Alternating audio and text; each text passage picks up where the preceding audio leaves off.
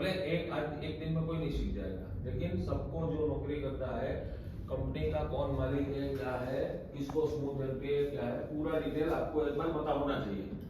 चेहरे से भी दिखाएंगे, मिलवाएंगे और नाम से भी पता होना चाहिए। कंपनी के ओनर का नाम लिखो, हार्दिक भाई कोठिया और चिराग भाई नाकराणी, ये दो ओनर है।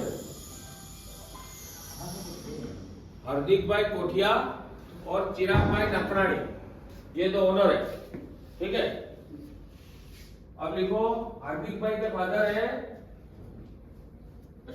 अशोक भाई कोठिया, ये डेली यहाँ आते हैं, ठीक है।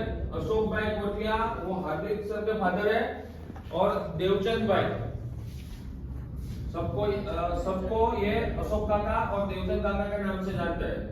देवचंद भाई है वो चिराग सर के फादर है। देवचंद भाई नाकराणी वो चिराग सर है उनके फादर है, जो डायरेक्टर है। मतलब ये चारों डायरेक्टर ही है। थोड़ा कंपनी प्रेजेंटेशन चालू कर दिया, એમાં તો ખાલી ચાલુ કરી નાખવાનું, ठीक है। अब तीसरा नाम लिखो, दर्शिल भाई गोंडलिया।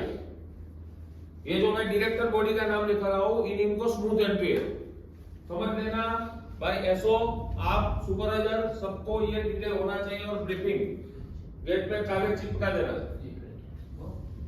પ્રેઝન્ટેશન ક્યાં ખાલી આપણે કંપનીનો ફોટા નહીં જાય मतलब आपको मैन्युफैक्चरिंग એ આમાં નથી એવું તો નથી કોઈ ને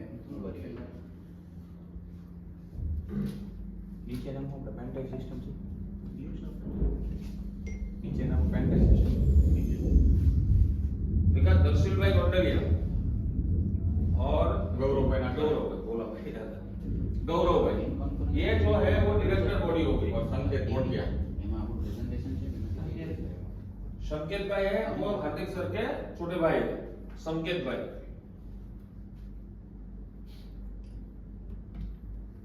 संकेत भाई कोठिया, ठीक है। और एक दूसरा नाम लिखो, जस्मिन भाई।